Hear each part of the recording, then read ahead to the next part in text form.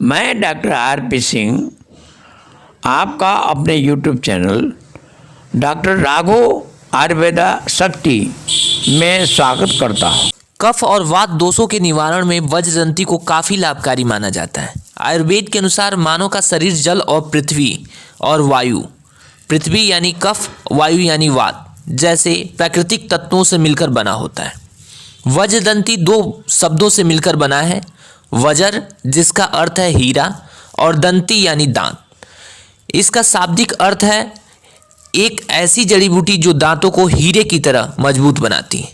बाजार में मिलने वाले आयुर्वेदिक टूथपेस्ट में इसे एक महत्वपूर्ण घटक के रूप में शामिल किया जाता है।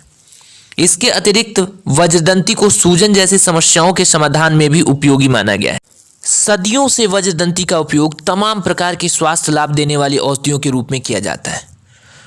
वज्रदंती का उपयोग सूजन को कम करने की औषधि के रूप में, सड़न रोकने की औषधि के रूप में, डायाफोरेटिक यानी पसीने को बढ़ाने वाली औषधि के रूप में, मूत्रवर्धक औषधि के रूप में, एंटी कैटरल यानी कान के संक्रमण, ऊपरी श्राव नलिका के, श्वास नलिका के संक्रमण, विशेष रूप से नाक और गले के संक्रमण में शरीर से बलगम निकालने वाली, और एंट्रिंजेंट औषधि के रूप में प्रयोग किया जाता रहा है।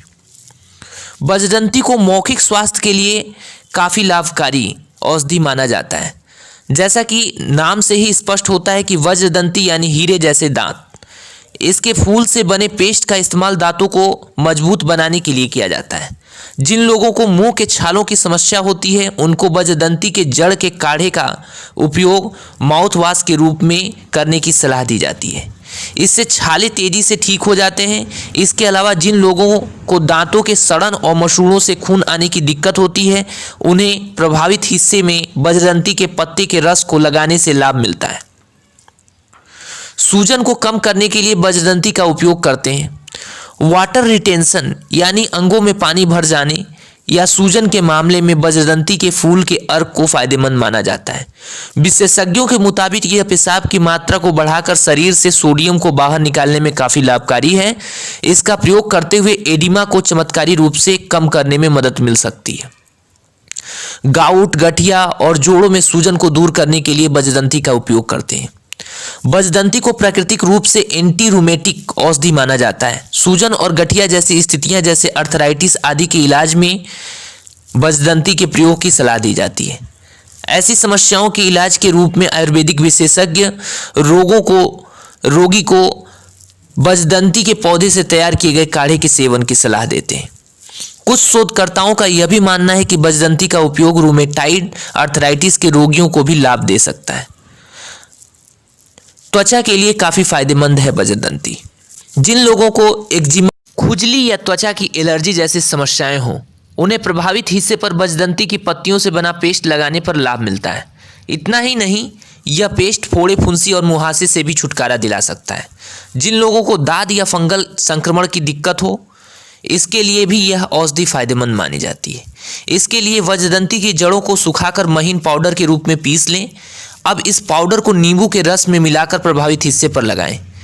विशेषज्ञों का मानना है कि यह घरेलू उपचार दाद और इससे जुड़ी अन्य समस्याओं को ठीक करने के लिए काफ़ी प्रभावी है। इसके अलावा जिन लोगों को एड़ी फटने की समस्या होती है वह वज्रदंती की पत्ती का रस या पेस्ट भी लगा सकते हैं। वज्रदंती से किडनी की पथरी को निकाल सकते हैं। वज्रदंती का उपयोग पीढ़ियों से मूत्रवर्धक के रूप में किया जाता रहा है।